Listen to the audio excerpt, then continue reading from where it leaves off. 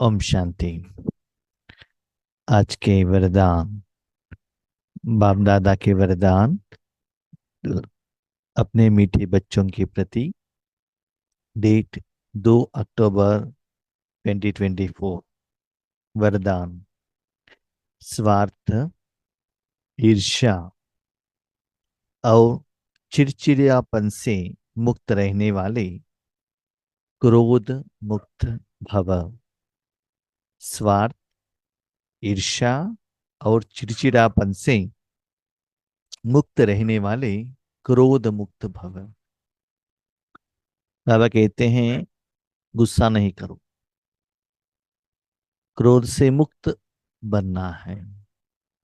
लेकिन क्रोध के लिए कारण क्या है, वो पहले जानना पड़ेगा ना। इससे मुझे इस शरीर में गैस्ट्रिक का प्रॉब्लम है। मैं टैबलेट्स लेता हूँ, साथ में आलू भी खाता हूँ, गोभी भी खाता हूँ, इडली भी खाता हूँ, जिसके कारण गैस बनता है। तो मैं खाता रहूं, टैबलेट्स लेता रहूं, तो रिजल्ट्स कहाँ से आएगा, है ना। ऐसे ही गुस्सा कहाँ आता है, मन बुद्धि द्वारा आत्मा को आता है ना। तो मन बुद्धि द्वारा कौन सा भोजन देने से आत्मा को मेन गुस्सा आता है। इसके लिए बाबा ने कहा एक है स्वार्थ।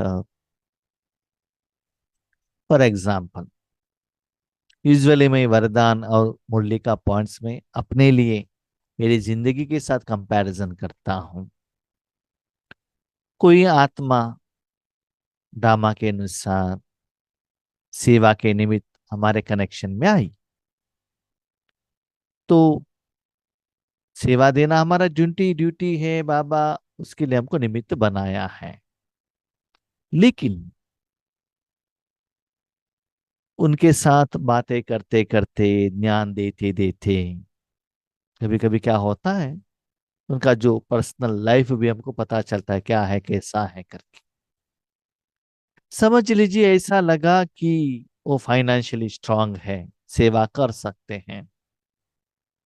ये समझ में आने के बाद मैंने संकल्प रखा। क्या संकल्प रखा कि हाँ, हम सेवा करेंगे, इस द्वारा ये फाइनेंशियल हेल्प मुझे करेंगे।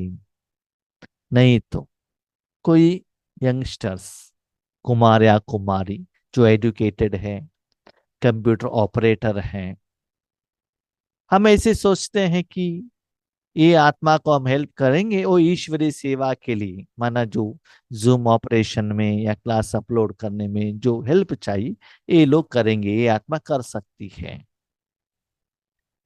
भले ईश्वरीय सेवा के लिए पर्सनली नहीं है, वो एक्सपेक्टेशन मैंने रखकर सेवा की।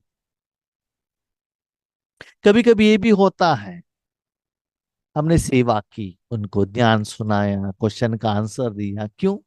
देखिए, हम देने के लिए रेडी है, लेकिन आपको सारा प्रोग्राम अटेंड करना पड़ेगा। अमृत वेला, नुमा शाम, सारा प्रोग्राम अटेंड करना पड़ेगा। ऐसे मैंने कुछ संकल्प रखा, भले उनको कहा नहीं मैंने। वो रखने के बाद उस आधार पर सेवा की।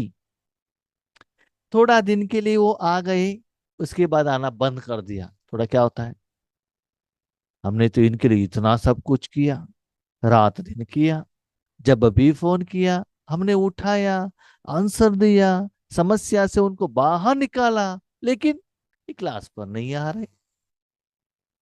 तो गुस्सा आया ना। कारण क्या है, सेवा करने के पहले जो मैंने सेवा का फल ऐसी होना चाहिए करके स्वार्थ के रूप में रखा, यही कारण था ना। साथ में सेवा करते करते बहुत सारे लोग साथियां रहते हैं, इवन लौकिक में भी अलौकिक में भी। आप जानते हो लौकिक में अपने बच्चों को जन्म देकर, पालना देकर, बड़े होकर उनको जो चाहे सब करने के बाद क्यों करते हो, कि मेरे बुढ़ापे में, ओल्ड एज में मेरा बच्चा मुझे पालना करे। नहीं किया तो गुस्सा आएगा कि नहीं, है ना। तो जो भी कर्म या सेवा करने के लिए निमित्त बनते हो, उसका फल स्वार्थ में एक्सपेक्टेशन करते हो, अब वो नहीं होता है तो गुस्सा आता है। ओके, आप ज्ञान देने के लिए निमित्त बने, भले वो आपके साथ में नहीं, आपके ग्रुप में नहीं है, खुद साधना कर रही है, खुद सेवा कर रही है, आपसे भी आगे बढ़े, सेवा केंद्र पर जा रहे, वेल एंड गुड है ना। हमारे द्वारा ज्ञान मिला, यहाँ ही रहना चाहिए, वो ठीक नहीं है। हमारा स्टूडेंट ही बनकर रहना चाहिए, ऐसा नहीं। तो ऐसी जो भी कर्म का फल आप कर्म करने से पहले, कर्म के साथ स्वार्थ रूप में एक्सपेक्ट करने के बाद, जो आपने एक्सपेक्टेशन रखा उसके अनुसार फल नहीं मिला, तो उस आत्मा के प्रति आपको गुस्सा आएगा। एक रीजन इसलिए, कर्मण्येवाधिकारस्ते मा फलेषु कदाचन, कोई भी फल एक्सपेक्टेशन न करते हुए, भले लौकिक में हो अलौकिक में, अपना ड्यूटी समझकर मुझे बच्चों को पालना करना है, चुपचाप करो। भले भविष्य में वो हेल्प करेंगे कि नहीं करेंगे, भविष्य का बात तो बाजू में ही रखिएगा। 15-20 साल होने के बाद वो बच्चे आपको रिस्पेक्ट भी नहीं देते हैं, आपका बात भी नहीं सुनते हैं। ऐसे सिचुएशन में वो आत्माएं ऐसे हैं, जब वो कमाई करने लगे तब आपको आंख उठाकर भी नहीं देखेंगे, और आप फोन करेंगे तो भी नहीं उठाएंगे। तो ऐसे कुछ भी एक्सपेक्टेशन मत रखना, ठीक है। वो आपको प्यार कर रहे हैं, well and good, no problem, लेकिन ऐसे नहीं किया तो उसमें प्रभावित नहीं होना है। तो लौकिक हो अलौकिक हो, जो भी कर्म में कोई कर्म का फल स्व अर्थ रिसीव मत करना। ईश्वरी सेवा बाबा कर रहा है, जो भी फल है बाबा लेता है, बाबा को समर्पित कर। दूसरा, ईर्ष्या। ईर्ष्या के कारण भी आपको गुस्सा आता। ईर्ष्या क्या है? लौकिक में आपसे भी कोई जूनियर, उनको प्रमोशन मिल गया, कैसे मिला? हम तो रात दिन काम करते हैं, उनको तो प्रमोशन मिल गया, ईर्ष्या आएगा। सेवा में भी, ईश्वरी सेवा में, आपके बाद में जो ईश्वरी ज्ञान में आए, उनको सेवा का ऑफर ज्यादा मिल रहा है, ज्यादा रिजल्ट आ रहा है, आपसे भी वो आगे बढ़ रहे हैं, तो आप उनके साथ कंपैरिजन करते हो, तब क्या होता है? ईर्ष्या।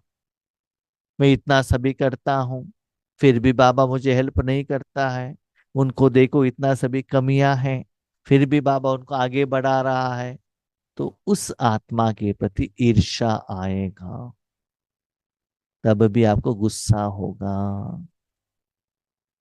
आप जानते हैं आपके साथ में रहने वाले, उनका एजुकेशन कम है, उनके पास अनुभव कम है, फिर भी वो आगे बढ़ रहे हैं, तब भी आपको ईर्ष्या आएगा। इसके कारण अपने प्रति, उस आत्मा के प्रति भी आपको गुस्सा आने लगेगा। तो ईर्ष्या भी मत रखना। आपका पार्ट अलग है, आपका सेवा अलग है। किसी किसी का मनसा सेवा है, किसी का वाचा सेवा है, किसी का तन का सेवा है, किसी का धन का सेवा है। हर एक आत्मा अपने सेवा द्वारा फल ले लेता है ना। तो बाबा ने आपको क्या कहा, उसके अनुसार आप कर्म करते चलो। इस आत्मा के साथ, उनके पाठ के साथ आप कंपैरिजन मत करना। तो ईर्ष्या भी नहीं रखना, सूक्ष्म रूप में चेक करना। ओके, उनसे भी आगे बढ़ना है, आप अपना पुरुषार्थ तीव्र करो ना। उनको क्यों पीछे खींचते हो संकल्प द्वारा? अपना व्हीकल का स्पीड बढ़ाओ, अपना ट्रैक को चेंज करो, नॉर्मल रोड से हाईवे में जाओ या फ्लाइट में जाओ, स्पीड करो, समय दो। इस स्पीड करके अपने ट्रैक में आप स्पीड में जाकर उनको पीछे करो, उनको पीछे नहीं खींचना है। न संकल्प द्वारा, न स्थूल रूप में उनको विघ्न मत बनिएगा।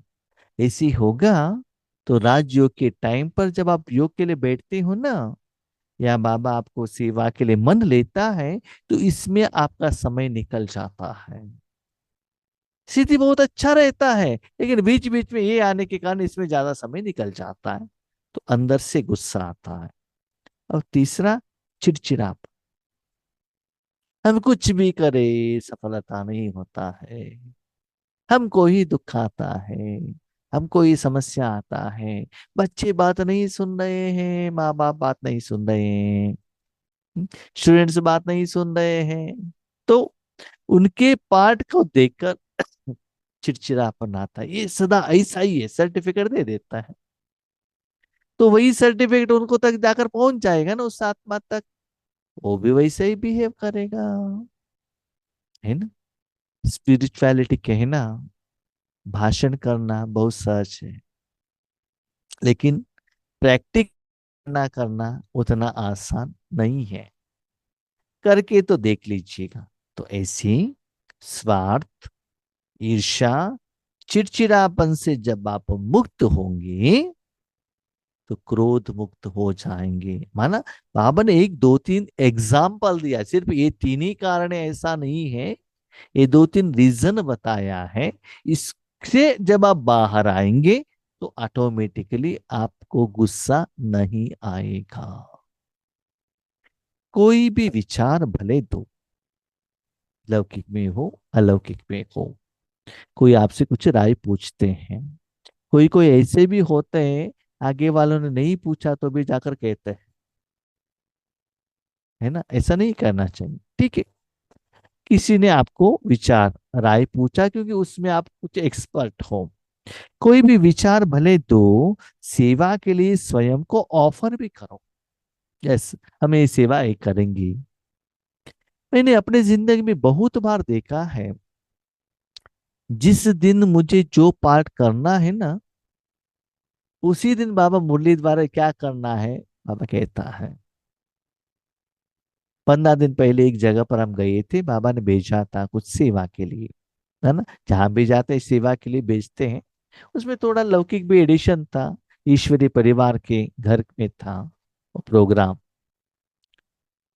तो उन्होंने कुछ राय पूछा, हमने सब बताया। उसके बाद नेक्स्ट डे मुरली में बाबा ने ये पॉइंट कहा। हमने कहा देखिए, ये हमारे जो मेरे मन में आया ये हमने कहा, ऐसा नहीं कि हमने जो कहा वैसे ही फॉलो करो, नहीं। यस, हम सेवा के लिए रेडी हैं, जो भी जिम्मेदारी देते हैं हम करने के लिए रेडी हैं, लेकिन हमारे बात मानना चाहिए ऐसा नहीं। और हमारे पास जो एक्सपीरियंस है वो हमने आपको कहा है, बस। तो ऐसी विचार दो, सेवा के लिए स्वयं को ऑफर भी करो, लेकिन विचार के पीछे उस विचार को इच्छा के रूप में बदली नहीं करो। बहुत सारे सब्जेक्ट में आपसे राय लेते हैं, स्पेशली संगठन में, लेकिन वो जिम्मेदारी जब आपको दिया जाता है, वो इंस्ट्रक्शन कुछ अलग ही देते हैं, आपकी सोच के अनुसार नहीं देते हैं। ये जिम्मेदारी आपका है, लेकिन आपने जो प्लान दिया वैसे मत कीजिएगा, ऐसे कीजिएगा। तब आपको गुस्सा आता है, जिम्मेवारी दिया लेकिन मेरे बातों की वैल्यू नहीं दिया। जिम्मेदारी जिम्मेदारी के साथ अधिकार भी देना चाहिए ना।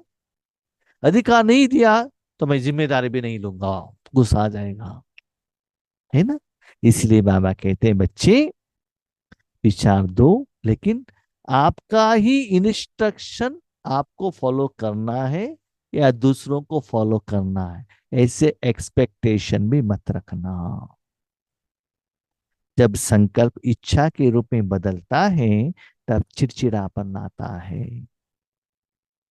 सबसे इंपॉर्टेंट गुस्सा कर आने का आधार है, जो भी कर्म करने के पहले हम फल ऐसे ही आना चाहिए करके एक्सपेक्टेशन रखते हैं ना, वो नहीं मिलता है तो चिड़चिड़ापन आ जाता है। ये हमको ये गिफ्ट देंगे, ये ऐसे करेंगे करके, वो क्या, आप पहले एक्सपेक्टेशन करते हैं, उसके अनुसार आपका फल नहीं आता है। आप मुख से तो कहते नहीं हो, लेकिन मन से ऐसी कल्पना करते हो, उसके अनुसार नहीं आता है, तो अंदर से उस आत्मा के प्रति चिड़चिड़ापन आता है। इससे क्या होता है जानते हो? भले समझ लीजिए आपने एक जगह पर जाकर लौकिक या अलौकिक सेवा की 1 हफ्ते तक, बहुत दिल से किया और प्यार से किया, बहुत अच्छा स्थिति बनी। लास्ट में आने के दिन जिस आत्मा द्वारा आपको सेवा का जिम्मेदारी दिया था, कुछ कारण अकारण से या माया के वार से उन्होंने आपको थैंक यू नहीं कहा, और सभी लोगों को उन्होंने गिफ्ट दी, टोली दी, आपको कुछ भी नहीं दिया। तो क्या होता है? चिड़चिड़ापन आएगा कि नहीं आएगा? तो इसका फलस्वरूप क्या होता है ना, 1 वीक में, 1 हफ्ते में जो भी आपने सेवा की, चला गया पानी में। क्यों? एक्सपेक्टेशन रखा ना कि हम ऐसे सेवा करेंगे, 1 हफ्ते के बाद सभी के सामने मुझे बहन जी नाम लेंगी, हमको सबके आगे सम्मान करेगी, गिफ्ट देगी, थैंक यू करेगी। एक्सपेक्टेशन के अनुसार ड्रामा नहीं चलता है तो चिड़चिड़ापन अंदर से आने लगता है। इसीलिए कर्म कैसे करना है, लेकिन निस्वार्थ होकर विचार, आपका स्वार्थ नहीं। निस्वार्थ मन, भगवान का नाम भाला होना चाहिए, भगवान का प्रत्यक्षता होना चाहिए, बस। तो अपने लिए कुछ नहीं, स्वार्थ रख कर नहीं, निस्वार्थ होकर विचार दो। मैंने कहा तो होना ही चाहिए, यह नहीं सोचो। ऑफर करो, क्यों क्या में नहीं आओ, नहीं तो ईर्ष्या धृणा एक एक साथ ही आते हैं। जब प्लानिंग करना है तो बहन जी हमको लेती है, सेवा करना है हमको लेती है, लेकिन जब फल के बात आता है आपको बहन जी पीछे रखती।